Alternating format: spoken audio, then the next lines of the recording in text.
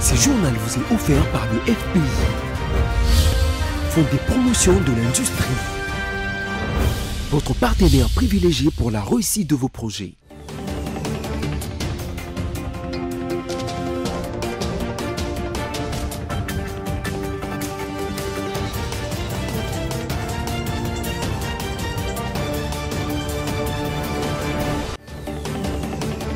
Nouvelle session d'information sur BC Télévision. Madame, monsieur, merci de nous rejoindre. Voici le menu.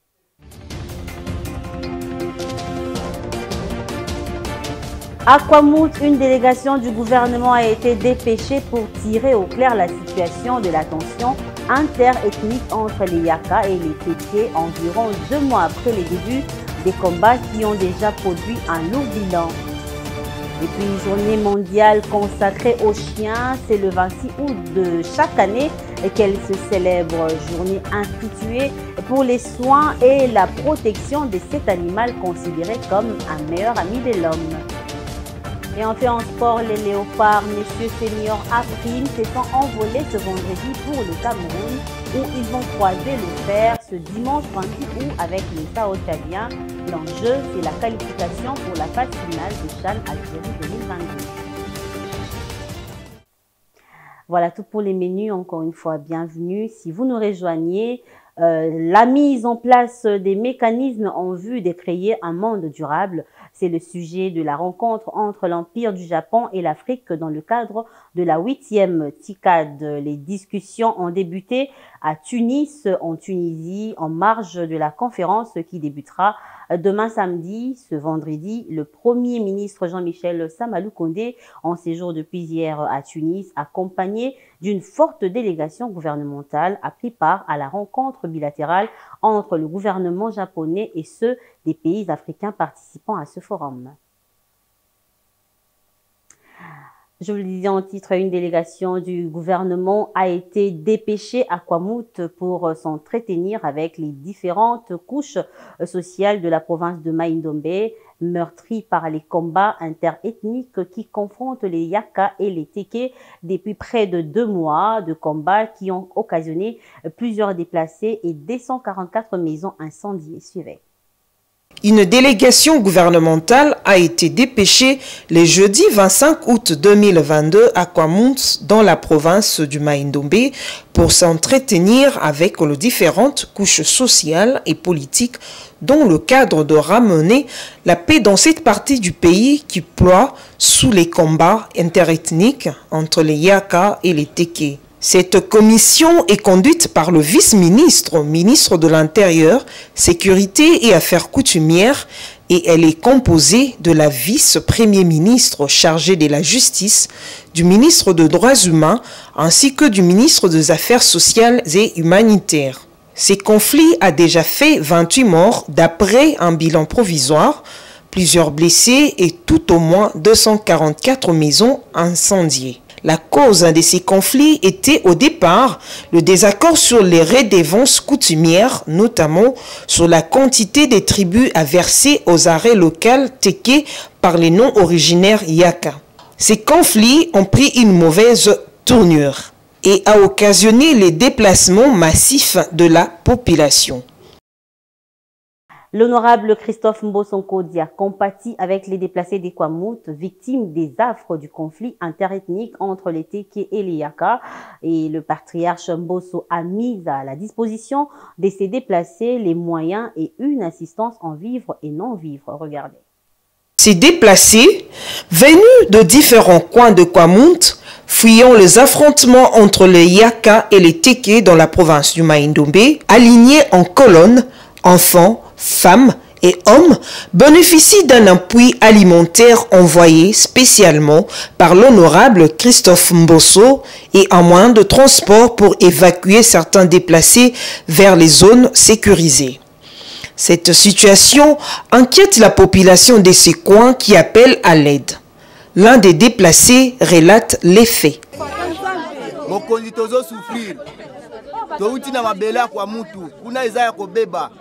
Mutu azoya ko bimana kata mboka azoya na nzete abwaki likolo ko munduki bazo bo biso lokola bataba tozo sundola biloko na kata zamba civil azokoma soda azotambola na munduki bazoboma biso tozosufri makasi tozotambola na nzela ya bandundu makolo bokazo eza te na bana mike tozosufrir face ya boye vraiment biso nyotu tozaka nzotoka moko kaka yango couleur moko différent eza te mokonzi na suki wana nazana ebele akoloba te. Ce combat a déjà fait plusieurs morts et plusieurs déplacés qui s'inquiètent de l'insécurité qui paralyse cette partie du pays. Pour rappel, un groupe de 500 militaires a été envoyé à Kwamouf pour sécuriser cette partie de la province du Maïndombe. À l'Assemblée nationale, le speaker de cette chambre basse du Parlement, Christophe Mbosso, a reçu jeudi le comité exécutif du syndicat national des médecins conduit par le docteur John Senga Luamba, secrétaire général national, que je vous propose d'écouter. Je voudrais de prime abord remercier l'honorable président de l'Assemblée nationale pour la diligence avec laquelle il a reçu notre délégation. En fait, nous sommes venus voir les représentants du peuple qu'il est pour lui soumettre le problème de ce que nous vivons, nous qui sommes le peuple. Et comme vous le savez, les médecins de la République ont débrayé, c'est-à-dire qu'ils ont entamé un mouvement de grève, ça fait déjà 1 mois et demi. Et nous sommes venus chercher des solutions auprès du président de l'Assemblée nationale. Et je pense que nous avons posé tous les problèmes qui surgissent ou qui sont vécus dans la corporation médicale. L'objectif essentiel, c'est que les médecins qui sont en grève puissent reprendre les services.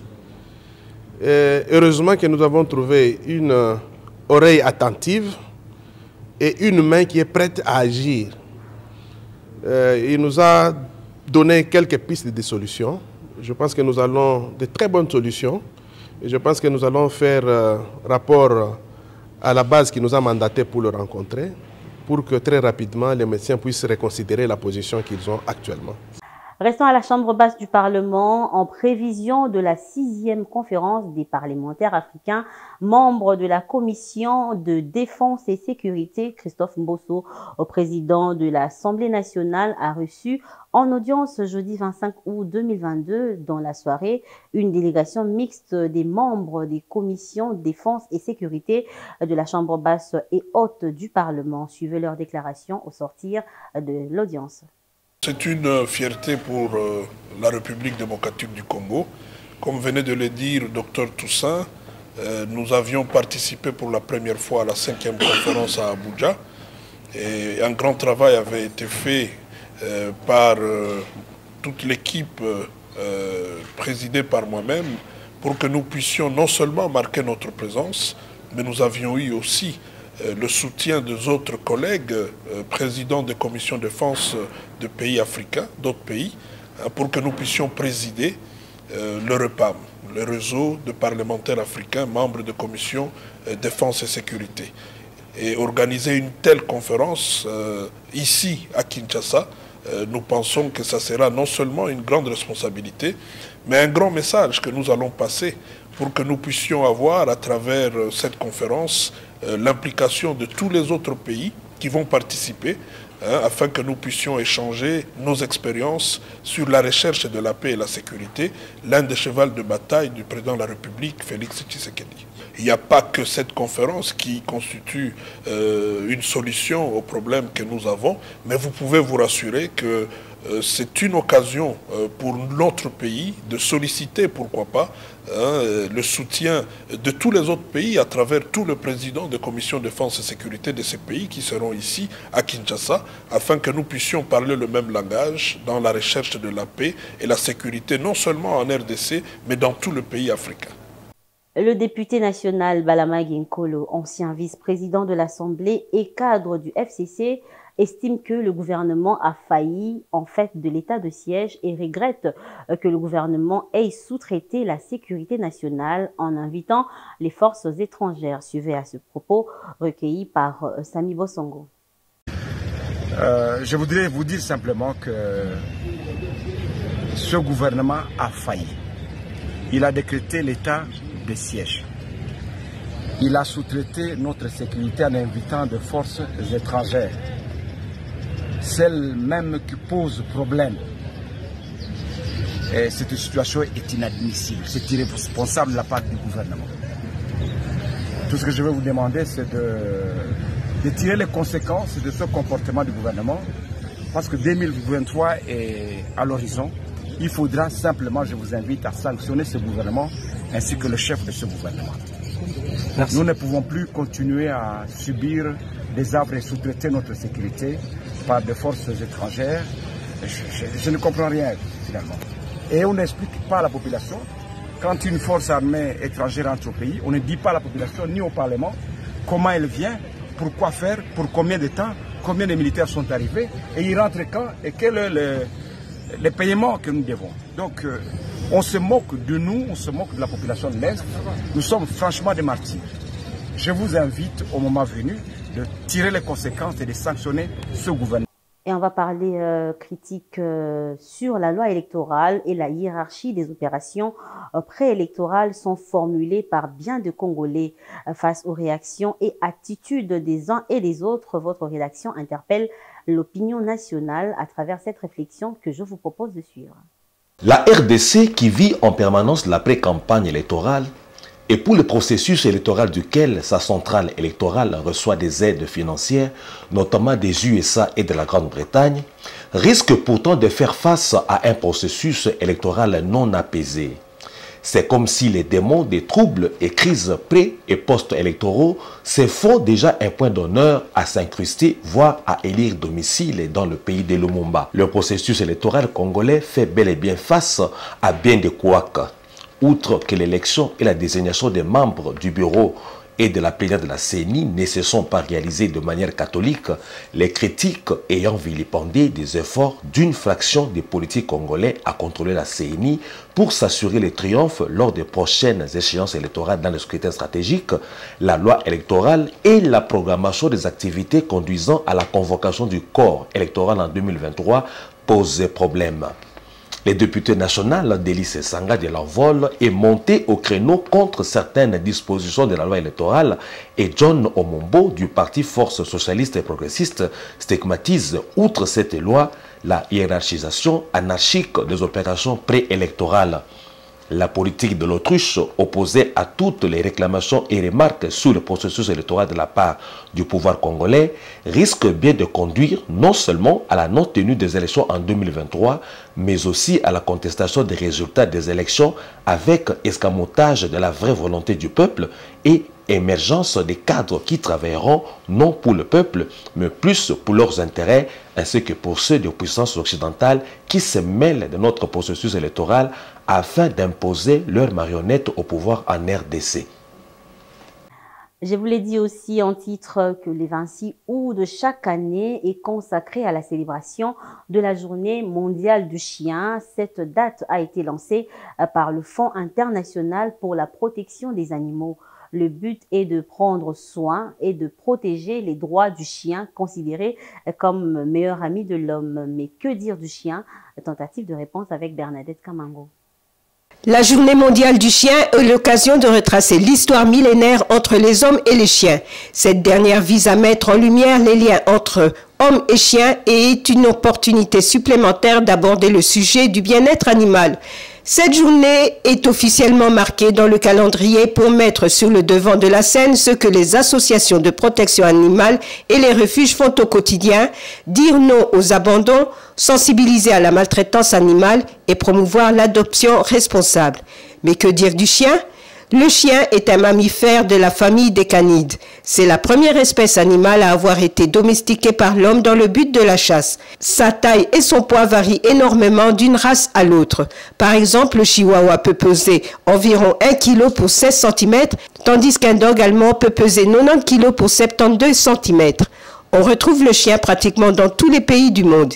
Il vit en harmonie avec les hommes comme animal de travail ou de compagnie.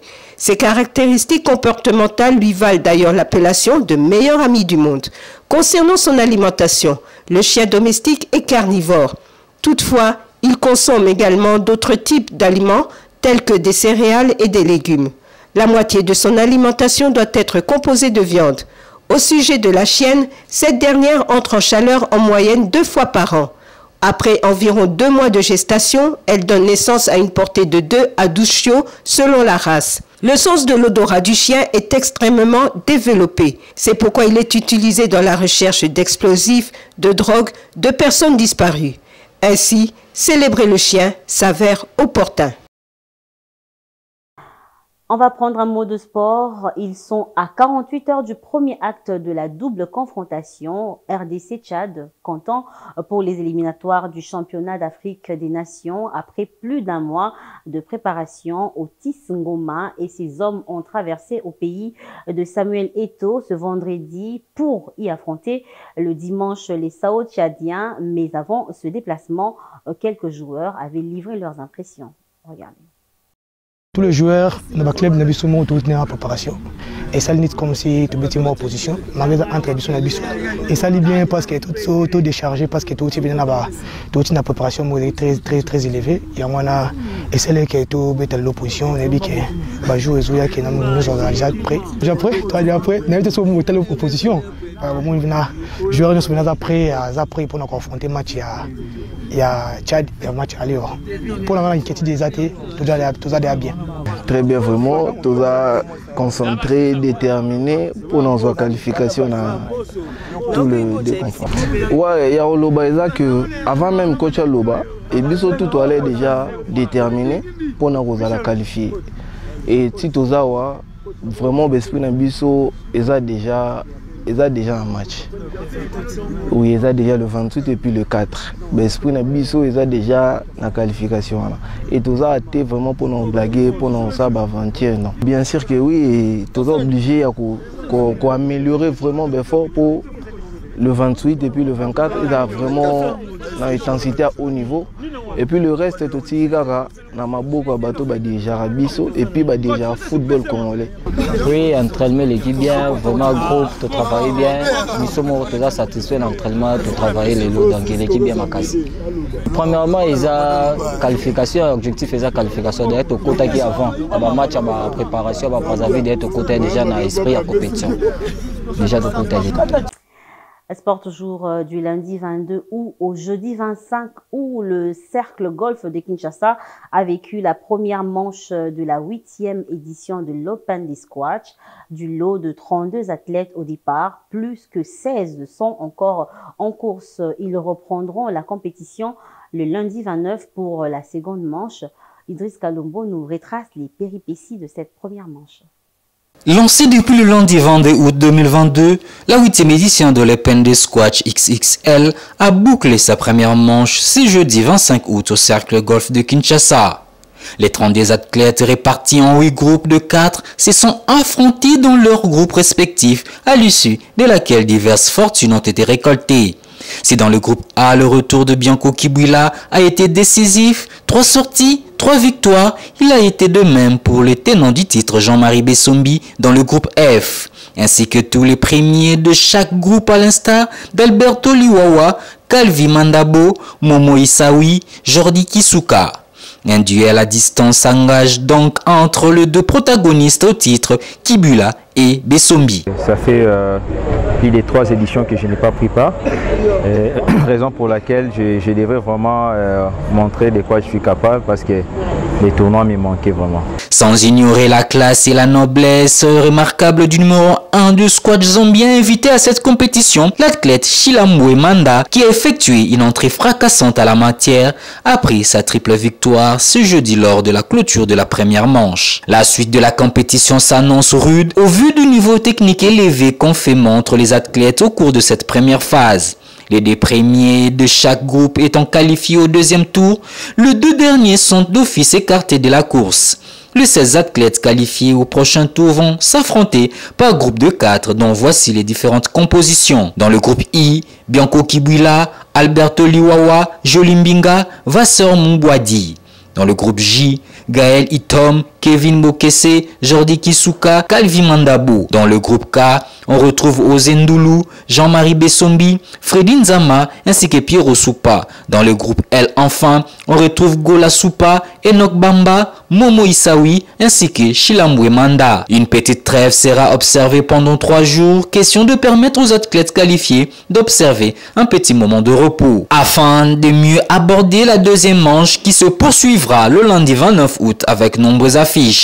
À l'issue de cette deuxième étape, les 2 premiers de chaque groupe seront placés dans le tableau supérieur et les 2 autres dans le tableau inférieur. Pour la suite du challenge, la grande finale aura lieu le dimanche 4 septembre 2022, toujours au Cercle Golf de Kinshasa. Et on quitte la République démocratique du Congo pour l'Angola. C'est depuis jeudi 25 août soir que les derniers résultats provisoires des élections générales au pays de Lourenço sont connus. Ces résultats s'appuient sur plus de 97% de votes.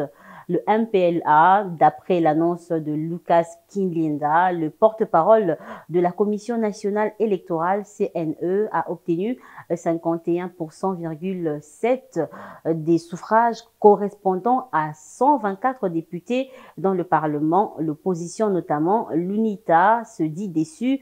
Elle qui, depuis les débuts de la campagne, dénonce des irrégularités dans le processus électoral, même si c'est pour la première fois depuis l'indépendance que le MPLA remporte les élections avec une courte majorité. Voilà, ce journal est terminé, mais avant de nous dire au revoir, voici l'essentiel à retenir.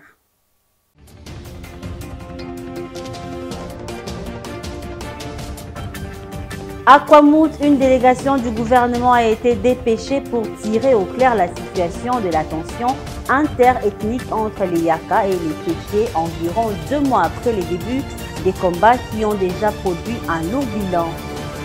Et puis, journée mondiale consacrée aux chiens, c'est le 26 août de chaque année qu'elle se célèbre, journée instituée pour les soins et la protection de cet animal considéré comme un meilleur ami de l'homme. Et enfin en sport, les léopards, messieurs seniors A-Prime, se sont envolés ce vendredi pour le Cameroun où ils vont croiser le fer ce dimanche 28 août avec le Sao Tchadien. L'enjeu, c'est la qualification pour la phase finale du CHAN Algérie 2022. Fin de ce journal, merci à vous de l'avoir suivi. Restez avec nous sur BC Télévision car nos programmes continuent.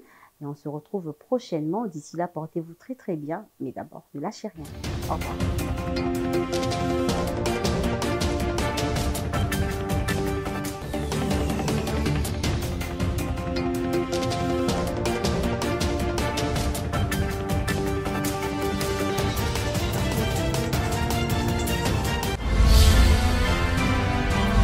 Ce journal vous a été offert par le FPI. Des promotions de l'industrie. Votre partenaire privilégié pour la réussite de vos projets.